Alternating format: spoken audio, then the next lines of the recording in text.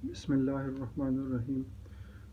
Dear student, जैसे कल हमने टॉपिक पढ़ा था रूल्स फॉर नेमिंग अल्केन, लेकिन उस टॉपिक के कुछ पार्ट्स अभी रहते हैं, वो टॉपिक कंप्लीट जो है वो नहीं हुआ था। तो आज हम उसी को कंटिन्यू करते हैं, उसके कुछ मज़ीद जो रूल्स हैं वो हम पढ़ लेते हैं। यहाँ पे एक एग्जांपल मैं आपको दे रहा हूँ कि जैसे ये हमारे पास कंपाउंड है,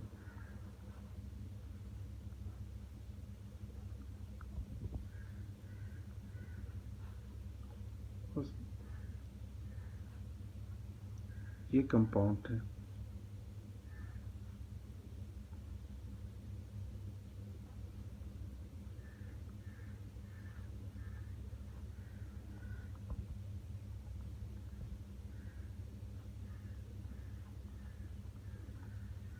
इस कंपाउंड में अगर आप देखें ना तो लॉन्गेस्ट चेन कौन सी बनती है, वो तकरीबन यही स्ट्रेट चेन बनती है। ये वाली, ये स्ट्रेट चेन है। इसमें आप अगर आप देखें ना तो दोनों साइड से तकरीबन एक जैसे नंबरिंग बनती है। यहाँ से आप देखें तो 2 और 3 पोजीशन पर ये सब्स्टिट्यूट आ जाएंगे, और यहाँ से भी आप नंबरिंग करेंगे तो आप इस ऐसी हालत में किसी साइड से भी नंबरिंग कर सकते हैं। मसलन ये 1, फिर ये 2, ये 3 और ये 4। लेकिन इसमें सब्स्टिट्यूट क्या है, वो एक से ज़्यादा है। अब आप देखिए ऊपर 2 सब्स्टिट्यूट है, मिथाइल है, और इसी तरह नीचे जो है वो भी 2 सब्स्टिट्यूट्स लगे हुए हैं, ये भी दोनों क्या है, मिथाइल है।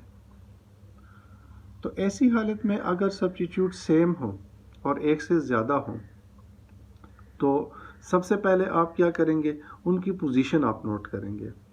जैसे अब देखिए ये दोनों मिथाइल ग्रुप किस पे है, 2 पोजीशन पे है। तो जैसे 2 पे 2 मिथाइल के ग्रुप लगे हैं तो ये 2 आप 2 मरतबा लिखेंगे, ये 2 आप 2 मरतबा लिखेंगे, तो ये हो जाएगा 2 2, यानी ये 2 मरतबा आ जाएगा। फिर इसी तरह 3 पे भी आप देखें तो फिर भी 2 मिथाइल के ग्रुप है, लेकिन वो 2 है और एक ही पोजीशन पे अटैच है, तो 3 को आप 2 मरतबा लिखेंगे, 3 3, तो ये इनकी पोजीशन आ जाएगी। अब इसके बाद आप देखें कि मिथाइल के ग्रुप कितने हैं, 1 2 3 4, तो ये 4 बनते हैं। तो 4 के लिए हम यूज़ करते हैं टेट्रा। अगर 2 बनते हो तो डाई, 3 बनते हो तो ट्राई, और इसी तरह ये 4 है तो ये बन जाएगा टेट्रा। 2 हो तो डाई, 3 हो तो फिर ट्राई, और अगर ये 4 है तो फिर टेट्रा आ जाएगा। लेकिन ये सब्स्टिट्यूट कौन से हैं, टेट्रा मिथाइल, टेट्रा मिथाइल। इसमें आप देखें पेरेंट चेन में कितने कार्बन है, 4 कार्बन है, तो आखिर में 4 कार्बन का अल्केन कौन सा होता है, ब्यूटेन।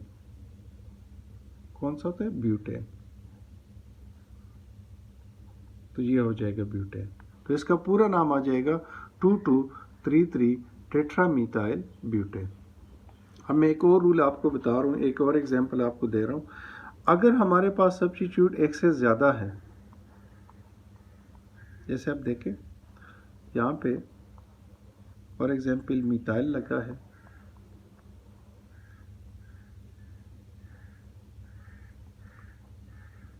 यहाँ पे CH2 C3 इथाइल लगा है,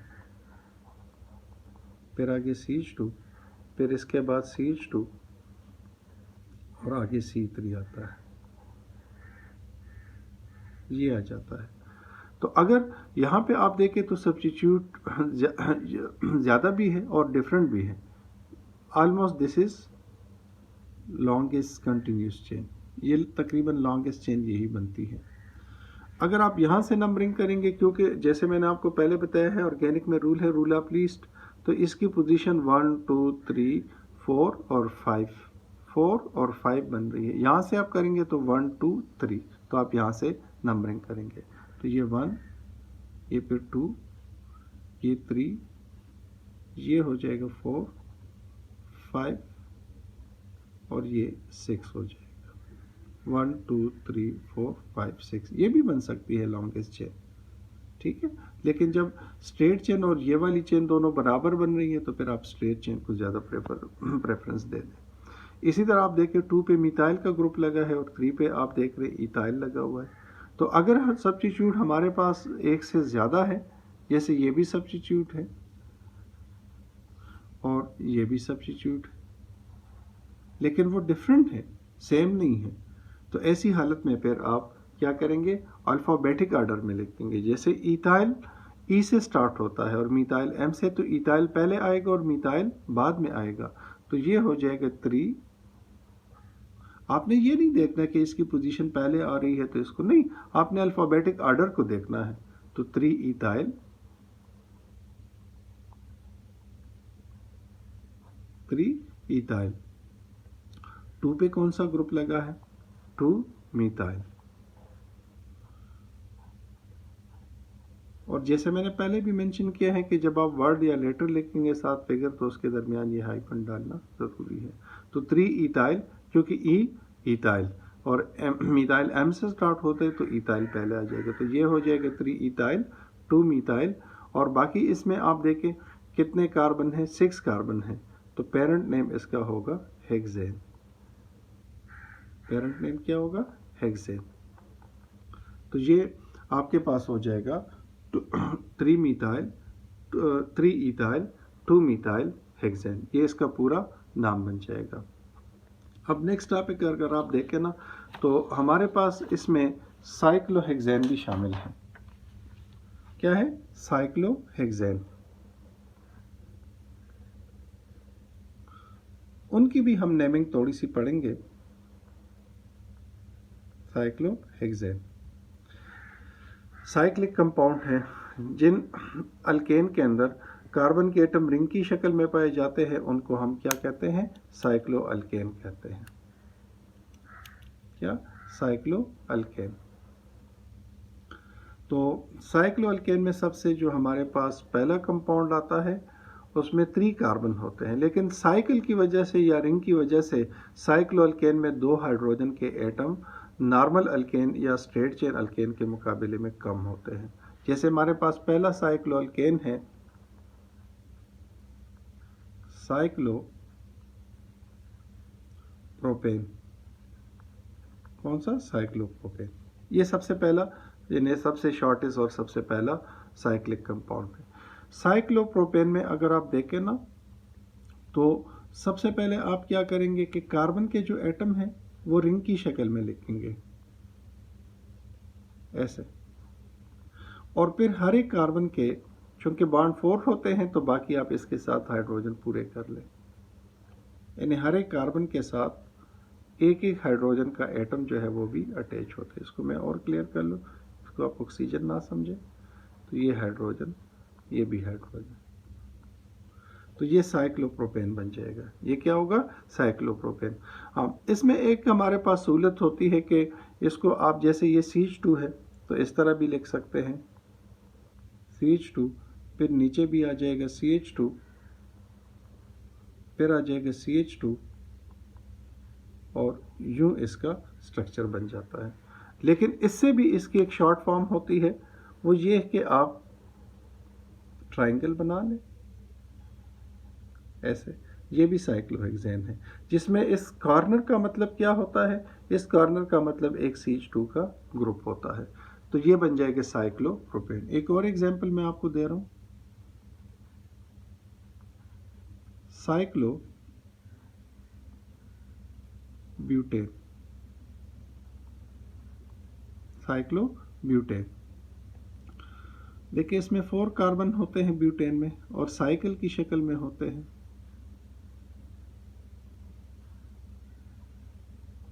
ये साइकिल, इसमें से जैसे मैंने पहले भी बताया कि हर कार्बन के साथ 4 बॉन्ड होते हैं, तो एक एक हाइड्रोजन का एटम इसके साथ आप लगा लें, ये एक एक हाइड्रोजन का एटम भी इसके साथ आ जाएगा। ये आप देखें ना, एक एक हाइड्रोजन का एटम आ गया। इसको भी अगर आप कंडेंस करते हैं, तो ये हो जाएगा CH2, फिर आगे CH2, और फिर इसी तरह CH2, फिर आगे CH2, ये इस तरह कंडेंस हो जाएगा। ठीक है, इसको शॉर्ट फॉर्म में लाएंगे आप, तो आप यूँ भी कर सकते हैं, जैसे आप एक रेक्टेंगल या स्क्वायर भी बना लें तो ये भी साइक्लोब्यूटेन हो जाएगा। ये क्या हो जाएगा? साइक्लोब्यूटेन हो जाएगा। ये आपको नज़र आ रहा है, ठीक है। अगर इसमें भी हमारे पास ऐसा हो कि सब्स्टिट्यूट लगे हों,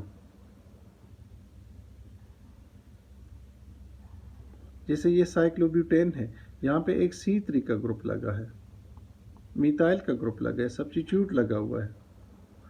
ऐसी हालत में फिर आप ये देखें कि ये सब्स्टिट्यूट अगर एक है, ये जिस पोजीशन पर भी लगा हो या जहाँ भी लगा हो, इस कार्बन के साथ अटैच हो या इसके साथ हो या इसके साथ हो, तो इससे कोई फ़र्क नहीं पड़ता। पहले आप लिखेंगे सब्स्टिट्यूट का नाम, जैसे सब्स्टिट्यूट का नाम है मिथाइल, सब्स्टिट्यूट का नाम क्या है? मिथाइल। और इसके बाद फिर आप लिखेंगे साइक्लोब्यूटेन, साइक्लोब्यूटेन। तो ये इस कंपाउंड का नाम बन जाएगा। लेकिन अगर सब्स्टिट्यूट एक से ज़्यादा है,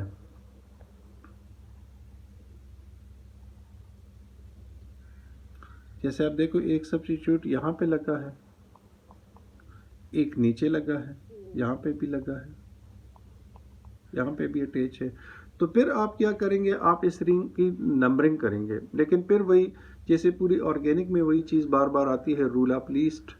और रूल ऑफ लीस्ट का मतलब क्या है कि आप रिंग की नंबरिंग उस साइड से करेंगे कि दोनों सब्स्टिट्यूट को सबसे कम नंबर मिल जाए। यानी यहाँ पे 1 पोजीशन आप देंगे। अब यहाँ से आप ना लिखें 1, क्योंकि ये 2, ये 3, ये फिर 4 पे आ जाएगा। आप यहाँ से कर ले 1 2 3, तो ये 4, तो ये हो जाएगा 1 2 डाई मिथाइल। इन्हें 2 मिथाइल है, तो जैसे मैंने पहले मेंशन किया है, इसके लिए हम वर्ड यूज़ करते हैं डाई मिथाइल। और बाकी इस कंपाउंड का नाम क्या है? साइक्लोब्यूटेन,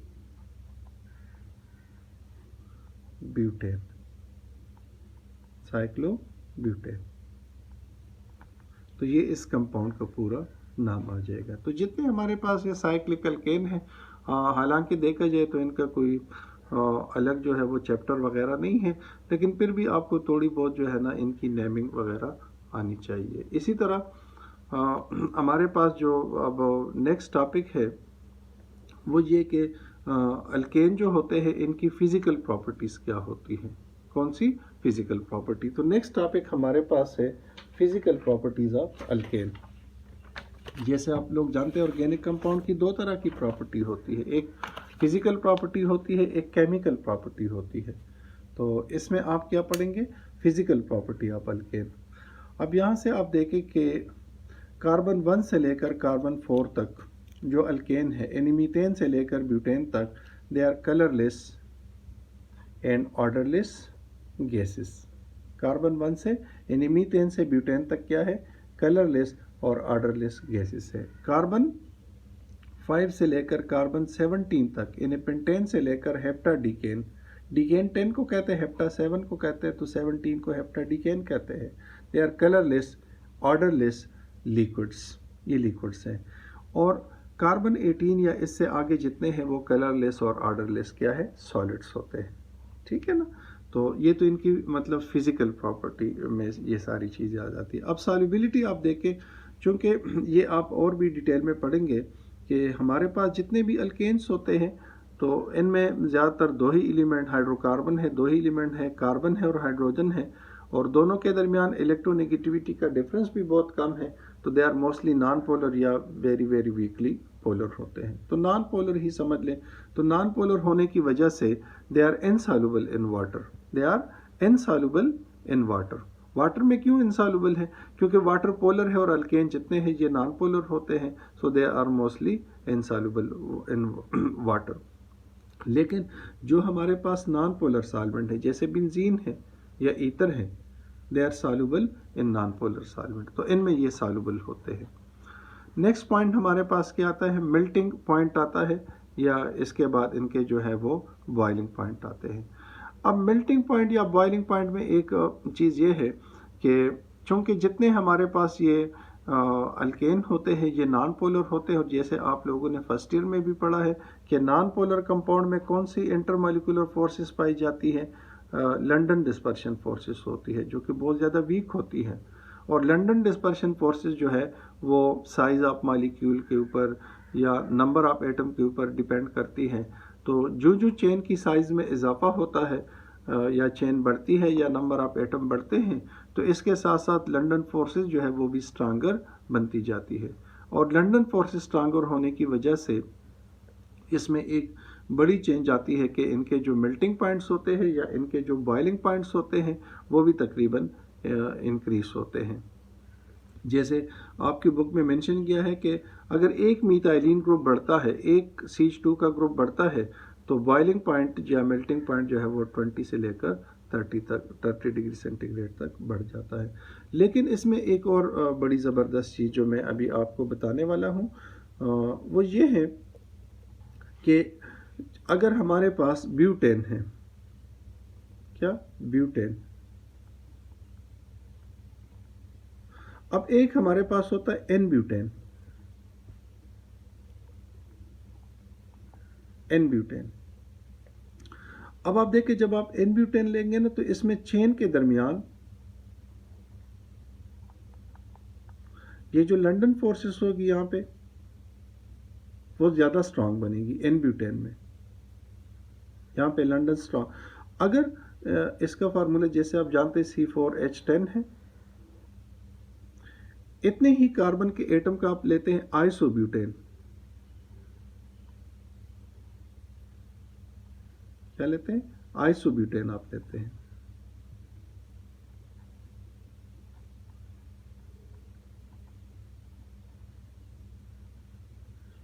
तो आइसोब्यूटेन में फिर ये होता है कि इन कार्बन के दरमियान लंदन फोर्सेस क्या होगी, वो वीक होगी। तो इसी वजह से इन वीक फोर्सेस की वजह से आइसोब्यूटेन का बॉइलिंग पॉइंट जो है वो फिर एन ब्यूटेन के मुकाबले में क्या होगा, कम होगा। तो जितने हमारे पास नॉर्मल अल्केन होते हैं, अगर उतने ही कार्बन एटम का हम आइसो लेते हैं, तो आइसो जितने भी हमारे पास होते हैं या ब्रांच वाले जितने भी होते हैं उतने कार्बन का, उनका बॉइलिंग पॉइंट जो है वो हमेशा कम होता है। ये आपकी बुक में भी ये चीज़ मेंशन हुई है कि हमारे पास एन ब्यूटेन, नॉर्मल ब्यूटेन और आइसोब्यूटेन, इनके बॉइलिंग पॉइंट में फ़र्क होता है। हालांकि फार्मूला तो इनका एक है, number of carbon atom same होते हैं, लेकिन इन वीक इंटरमॉलिक्यूलर फोर्सेस की वजह से आइसोब्यूटेन जो है इसका बॉइलिंग पॉइंट या इसका मेल्टिंग पॉइंट इतने ही कार्बन के एन ब्यूटेन से कम होते हैं। इसी तरह आप देखें कि अगर हमारे पास एन पेंटेन है और आइसोपेंटेन है, तो आइसोपेंटेन का बॉइलिंग पॉइंट कम होगा और एन पेंटेन जो है उसका बॉइलिंग पॉइंट ज़्यादा होगा, क्योंकि वहाँ पे आप देख रहे हैं कि जो लंदन फोर्सेस है वो ज़्यादा क्लोज बनती है। नेक्स्ट हम टॉपिक शुरू करेंगे रिएक्टिविटी ऑफ अल्केन। अब आप अल्केन की रिएक्टिविटी में 2 पॉइंट्स, क्योंकि ये अक्सर शॉर्ट क्वेश्चन के तौर पर आता है, कि जितने भी हमारे पास अल्केन्स होते हैं तो इनमें हमारे पास सारे बॉन्ड कौन से होते हैं, सिग्मा बॉन्ड होते हैं, सिग्मा कोवेलेंट बॉन्ड्स होते हैं। और जैसे आप लोग जानते हैं कि सिग्मा कोवेलेंट बॉन्ड जो है वो बहुत ज़्यादा पाई के मुकाबले में बहुत ज़्यादा स्ट्रांग होते हैं, क्योंकि जब भी कोई केमिकल रिएक्शन होता है तो उसमें आमतौर पर ये बॉन्ड ब्रेक होते हैं और नए बॉन्ड बनते हैं। तो चूंकि ये इनर्ट होते हैं सिग्मा बॉन्ड, या सिग्मा बॉन्ड बहुत ज़्यादा स्ट्रांग होते हैं, तो इसी वजह से अल्केन जो है दे आर ऑलमोस्ट अनरिएक्टिव, यानी इनकी केमिकल रिएक्टिविटी जो है वो ऑलमोस्ट बहुत ज़्यादा कम होती है, क्योंकि ऑल स्ट्रांग बॉन्ड होते हैं, सिग्मा बॉन्ड होते हैं, तो इनको ब्रेक करने के लिए हमें बहुत ज़्यादा एनर्जी रिक्वायर्ड होती है। सेकंड चीज़ क्या है, जैसे मैंने ये पहले भी मेंशन किया था कि alkane are non polar. Non polar का मतलब है कि कार्बन की इलेक्ट्रोनेगेटिविटी 2.5 है, हाइड्रोजन की इलेक्ट्रोनेगेटिविटी जो है वो 2 के बराबर होती है, तो इलेक्ट्रोनेगेटिविटी का डिफरेंस क्या है, वो बहुत ज़्यादा कम है, तो ये नॉन पोलर होते हैं।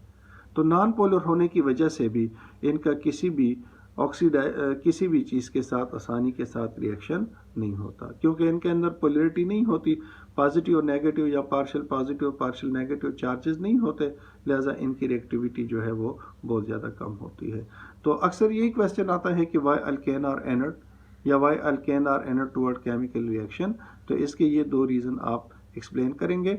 नंबर 1, सिग्मा बॉन्ड बहुत ज़्यादा स्ट्रांग होते हैं, सिग्मा बॉन्ड के स्ट्रांग होने की वजह से इनकी रिएक्टिविटी कम होती है। और दूसरी बात है कि ये नॉन पोलर भी होते हैं, इनके अंदर कार्बन और इलेक्ट्रोनेगेटिविटी का डिफरेंस भी इंतहाई कम है, लिहाजा इनकी रिएक्टिविटी इन दो वजूहात की बिना पे बहुत ज़्यादा कम होती है। बाकी मैंने एक्सप्लेन कर लिया, तो इसकी बाकी चीज़ें जो है वो आप बुक में देख सकते हैं। लेकिन फिर भी एक चीज़ का जहन में ख्याल रखिए कि इनके दो तरह के रिएक्शन होते हैं। ऑक्सीडेशन के रिएक्शन भी ये कर सकते हैं, बर्निंग भी कर सकते हैं। हाइड्रोकार्बन है तो ऑक्सीडेशन या कैटालिटिक रिएक्शन भी ये कर सकते हैं। और इसके बाद जो इम्पॉर्टेंट रिएक्शन है वो सब्स्टिट्यूशन रिएक्शन इनके होते हैं। तो सब्स्टिट्यूट रिएक्शन में जैसे आप लोग जानते हैं कि एक या एक से ज़्यादा हाइड्रोजन का एटम निकल जाता है और इसकी जगह दूसरे एटम जो है वो आ जाते हैं। तो ये इनकी सारी फिज़िकल प्रॉपर्टी आ जाती है।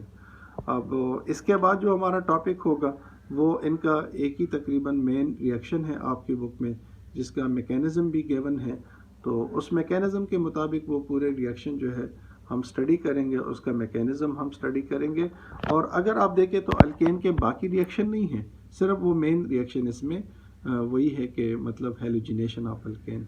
तो हेलोजिनेशन में फिर सबसे ज़्यादा इम्पॉर्टेंट चीज़ कौन सी है? सबसे ज़्यादा इम्पॉर्टेंट चीज़ जो है वो हेलोजिनेशन का मैकेनिज़्म है। तो कल के लेक्चर में इंशाल्लाह मैं आपको हेलोजिनेशन ऑफ अल्केन का मैकेनिज़्म कराऊंगा। वो ख़त्म हो जाए तो उसके बाद हमारा फिर नेक्स्ट टॉपिक स्टार्ट हो जाएगा और वो फिर अल्कीन होगा। लेकिन आप लोग ये कोशिश भी कर ले कि मिसाल के तौर पर इसमें जो सेल्फ असेसमेंट एक्सरसाइज है या एक्टिविटी है, वो क्वेश्चन आप अपने तौर पर अटेम्प्ट कर ले, क्योंकि वो भी बहुत ज़्यादा ज़रूरी है। तो फिर भी अगर आपको किसी चीज़ के समझने में प्रॉब्लम आ रही है या आपको समझ नहीं आती तो आप मुझसे जो है कांटेक्ट कर सकते हैं। ओके बेटा, अल्लाह हाफिज़।